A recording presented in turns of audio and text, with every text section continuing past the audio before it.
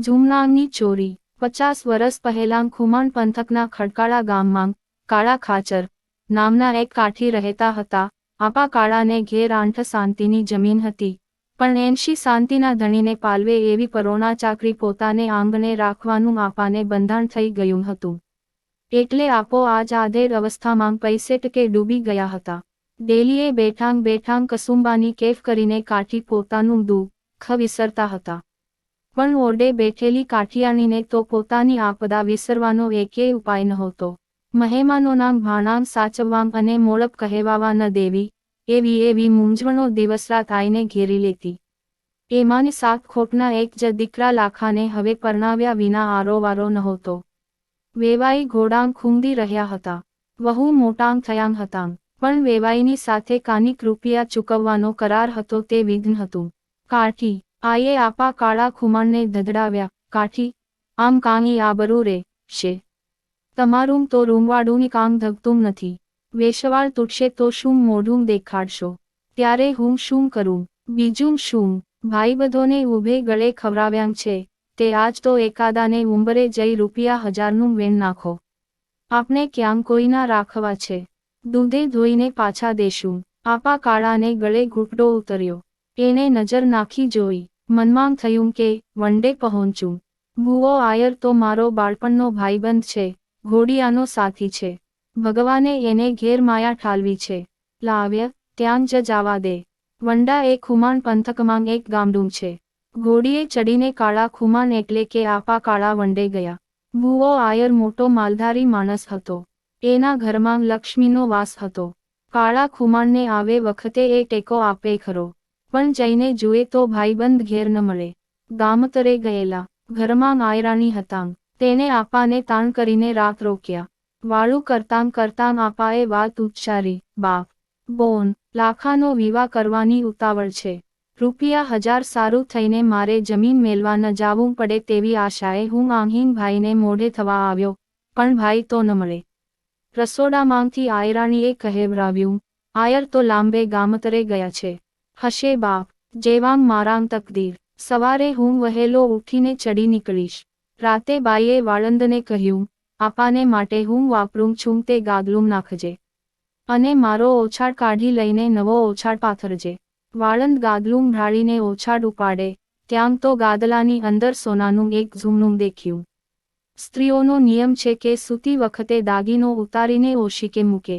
બાઈએ આગલી રાતે ઝુમણું કાઢીને ઓશીકે મૂકેલું, પણ સવારે ઝુમણું શરતચૂકથી ગાદલામાં જ રહી ગયેલું.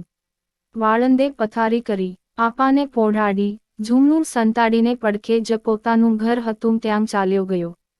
જઈને બાયડીને કહ્યું, આ લે, સંતાડી દે. આ ક્યાંથી લાવ્યા? આ તો માનું ઝુમણું. બાકી ચોંકી ઉઠી. ચૂપ રે, રાંડ, તારે એની શી પંચાત? ઝટ સંતાડી દે. અરે પીટ્યા, આ અણહકનું ઝુમણું આપણને નોજરે. હજામે બાયડીને એક થપાટ લગાવી દીધી. ઝુમણું કઢીના પાટિયામાં નાખ્યું, અને આખો પાટિયો ચૂલાની આગોનમાં દાટી દીધો. ભડકડું થયું એટલે આપો કાળો ખુમાણ તો બાઈને મોઢે થયા વગર ઘોડીએ ચડીને ચાલી નીકળ્યા. ઘેર જઈને 8 શાંતિમાંથી 4 શાંતિ જમીન વાણિયાને થાલમાં માંડી દીધી. જમીન માથે રૂપિયા 1000 લીધા અને દીકરાના લગ્ન કર્યા. અમર અધોરેખિત કથાઓ. અહીં વંડાના દરબારમાં શું બન્યું? આપા કાળા ખુમાણ સીધાવી ગયા ત્યાર પછી બાઈને પોતાનું ઝુમણું સાંભળ્યું.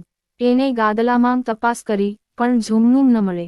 વાળંદને બોલાવ્યો ને પૂછ્યું, એલા, ઝુમણું ગાદલામાં જ હતું એ ક્યાં ગયું? ઝુમણાની ચોરી. ઝવેરચંદ મેઘાણી. ઝુમણાની ચોરી લોકવાર્તા. હજામ કહે, માડી, મને ખબર નથી. બાઈ સંભાળવા લાગ્યાં, તની કોણે લીધું હશે? વાળંદ બોલ્યો, હેંગ માં, આપો કાળો ખુમાણ તો નહીં લઈ ગયા હોયને. ઈ શું કામ લીએ? રાતે વાત કરતા તા કે દીકરાના લગ્નમાં 1000 રૂપિયાની જરૂર હતી. હા વાત ખરી, પણ કાંઈ છાનામાના લઈ જાય. એમાં શું, માડી? મારા બાપુને એને ભાઈબંધી ખરીને પૂછીને લેતાં શરમ આવે. મનમાં એમ હોય કે પછી કાગળ લખી નાખીશ. બાપડાને જરૂર ખરીને, એટલે બહુ વિચાર નયે કર્યો હોય. હા, વાત તો ખરી લાગે છે. બાઈને ગળે ઘૂંટડો ઉતરી ગયો. થોડે દિવસે ભૂવો આયર ગામતરેથી ઘેરે આવ્યા. બાઈએ એને બધી વાત કહી. ઝુમનાની વાત એને પણ ગળે ઉતરી ગઈ. એના મનમાં મિત્રને માટે બહુ માઠું લાગ્યું. પણ ₹1000નું ઝુમનું કડવકડથી કઢાવી લેવું જોઈએ. એણે ખેપીઓ કરીને કાગળ મોકલ્યો. ધામધૂમથી દીકરાના લગ્ન પતાવીને જાણે નવખંડની બાદશાહી સાંપડી હોય તેવા સંતોષથી કાળો ખુમાણ ડેલીમાં બેઠા બેઠા ડુંગાની ઘૂંટ તાણતા હતા. દીકરાના વહુ કોઈ સારા કુળમાંથી આવેલા એટલે લગ્નની સુખડીમાંથી જે બાકી વધેલું તેમાંથી રોજ સવારે ને બપોરે સસરાજીને કસુંબા ઉપર ટૂંગો કરવા માટે તાંસરી ભરી ભરી મોકલતા અને સસરાજી બેઠા બેઠા સુખડી ચાવતા. 4 સાંતની જમીન ચાલી ગઈ તેનો કાનીએ અફસોસ નથી રહ્યો. દીકરો પરણાવીને બાપ જે સંતોષ પામે છે તેની જાણે જીવતી મૂર્તિ. ખેપીએ ભરડાયરા વચ્ચે આવીને આપાના હાથમાં કાગળ મેલ્યો. અંદર લખ્યું હતું, ગાદલામાંથી ઝુમનું લઈ ગયા છો તે હવે જરૂર ન હોય તો પાછું મોકલજો અને જો ખર્ચાઈ ગયું હોય તો એની કિંમતના ₹1000 વેળાસર પહોંચાડજો. ભરનીંદરમાં પોઢેલા કોઈ નિર્દોષ માણસને મધરાતે સરકારી સિપાઈ આવીને હાથકડી પહેરાવે તેમ આપા કાળાને આ કાગળ વાંચીને થઈ ગયું. માનવીને માથે આભ તૂટી પડે એ વાત એને ખરી લાગી. ધરતી જાણે એની નજર આગળ ચક્કર ફરવા લાગી. પણ કાઠીનો દીકરો ઘૂંટડો ગળતા આવડે.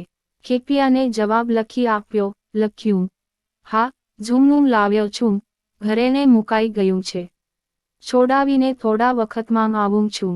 બાકીની જે 4 સાંતીની જમીન રહી હતી તે માંડી કાઠીએ બીજા ₹1000 ઉપાડ્યા. નવું સોળવલા હેમનું ઝુમનું ઘડાવ્યું. ઝુમનું લઈને ઘોડે ચડી એને વંડાનો રસ્તો લીધો. રસ્તે ચાલતાં એને વિચાર આવે છે કે આ ઝુમનું અમારું નહીં એમ કહેશે તો, ઝુમના ઉપરવટ કાંગી રકમ માગશે તો આ ઘોડી આપીશ, અને એટલેથી પણ નહીં માને તો, એથી એના ઝુમનાની વધારે કિંમત માગશે તો મરીશ. પડખામાં તરવાર તૈયાર હતી. ડેલીની ચોપાટમાં ભૂવો આયર બેઠા હતા. તેને ઉઠીને હાથ લંબાવ્યા. ઓહોહો, આવો આવો કાળા ખુમાણ, પધારો એમ આવકાર દીધો. બેસાડ્યા. ઉતાવળા થઈને કાળા ખુમાણે તો ફાળિયાની ગાંઠ છોડવા માંડી. બોલ્યા, ભાઈ, આ તમારું ઝુમનું, સંભાળી લ્યો. ઊભા રહો, ઊભા રહો. ડાયરાને કસુંબા લેવા બોલાવીએ. ઝુમનાની ક્યાં ઉતાવળ છે, આપા કાળા? કાળા ખુમાણના રામ રમી ગયા. એને પૂરેપૂરો ધ્રાસકો પડી ગયો કે ભાઈબંધ આજ ભરડાયરામાં મારું મોત ઊભું કરશે. દરમિયાનમાં વાળંદ ત્યાંથી સરકી ગયો. ડાયરો ધીમે ધીમે ભરાવા લાગ્યો. તેમ તેમ કાળા ખુમાણના ટાંગા તૂટવા માંડ્યા. હવે વાર નહોતી. ત્યાં ભૂવો આયર ઊભા થઈને પડખાની પછીતે નાડાછોડ કરવા બેઠા. અચાનક એના કાન ચમક્યા. પછીતની અંદર આ પ્રમાણે વાતો થતી હતી. અમર અધોરેખિત કથાઓ. કામરાંડ કે તીને કે નહીં જરે. શું છે? ઝુમનું ઘડાવીને લાવ્યો. કોણ? તારો બાપ, આપો કાળો ખુમાણ. અરર, પીટ્યા, કાઠીનું મોત ઊભું કર્યું. પેશાબ કરતો કરતો ભૂવો આયર ઠરી ગયો. હાય હાય, હાય હાય, એવા ઉના હાહાકાર, ધમને ધમાતી આગના ભડકાની માફક એના હૈયામાં ભડભડી ઉઠ્યા. માથાની ઝાળ રેહમંડે લાગી ગઈ. એ ઊભો થયો. પરબારો વાળંદના ઘરમાં ગયો. વાળંદ ઊભો વાતો કરતો હતો ત્યાં આયરે એના ગાલ ઉપર એક અડબોત લગાવી દીધી. પોતે 5 આંગળીએ સોનાના વેગ પહેરેલ હતા એની વાળંદના ગાલ ઉપર છાપ ઉઠી આવી. વાળંદે ચીસ પાડી, એ અન્નદાતા, તમારી ગૌ કાઢ્ય, ઝુમનું કાઢ્ય, નીકર કટકા કરી નાખું છું. આગોનમાંથી ખોદીને વાળંદે કઢીનો પાટિયો કાઢ્યો. અંદરથી ઝુમનું કાઢ્યું. એ જ ઝુમનું, ખૂબ કાળું પડી ગયેલું હતું. ફળિયામાં વીંટી બગલમાં દાબી, ભૂવો ડાયરામાં આવીને બેઠો. કસુંબો તૈયાર થયો એટલે નોકરને કહ્યું, જાઓ ડે, ઓલિયું જોડેવાળું ઝુમનું લઈ આવ્યો. આપા કાળા ખુમાણે ઝુમનું કાઢ્યું. એના હાથ કંપતા હતા. ડાયરાના 1-2 ભાઈઓ બોલી ઉઠ્યા. કામ આપા, અફીણનો બહુ ઉતાર આવી ગયો છે તે ધ્રુજો છો. ભૂવો આયર બોલ્યો, હા હા, આપાને મોટો ઉતાર આવી ગયો છે. હમણાં કસુંબો પાઈએ. આપા કાળાને આંખે અંધારાં આવ્યાં. ભૂવો ઝુમનું ઊંચું કરીને બોલ્યો, ડાયરાના ભાઈઓ, અમારા ઘરમાં આવાં 2 ઝુમનાં હતાં. તેમાંથી એક આપો કાળો ઉપાડી ગયેલા. ચમકીને ડાયરાએ પૂછ્યું, હેં, ક્યાંથી? ગાદલાના બેવડમાંથી. કેમ ખરું ને, આપા? અને ભાઈઓ, આપો, અમારા બાળપણના ભાઈબંધ થાય છે. હોમ અરર, ડાયરામાં ચીસ ઉઠી. આપાને ઉઘરાણી લખી એટલે આ હલકી કિંમતનું ઝૂમનું ઘડાવીને લઈ આવ્યા ને ઓલિયું 1000 રૂપિયાનું ઝૂમનું ગળત કરી ગયા. ભુવા ભાઈ, આ મારી ઘોડી. કાળા ખુમાણનો સ્વર તૂટી ગયો. ધીરે રહીને ભુવા આયરે પોતાની બગલમાંથી ફાળિયું લીધું, ઉખેડીને અંદરથી ઝૂમનું કાઢ્યું. ત્રણેય ઝૂમનાં ડાયરાની વચ્ચે ફગાવ્યાં. બોલ્યો, લ્યો બા, હવે જોડ્ય મેળવો તો. ડાયરો સજ્જડ થઈ ગયો. અખંડ જોડનાંગ 2 ઝૂમનાંગ ને ત્રીજું નવીન. શું થયું? આયરની આંખમાંથી આંસુની ધાર હાલી. હિમાલય રૂએ ત્યારે એનાં નેત્રોમાંથી ગંગા ને જમના વછૂટે. કાળા ખુમાણના પગની રજ લઈને એ બોલ્યો, કાઠી, ધન્ય હોજો તારી માને. અને મારી માને માથે? ના, મારી માનો શો વાંક? મારે પોતાને માથે 1000 ખાસડાં હોજો.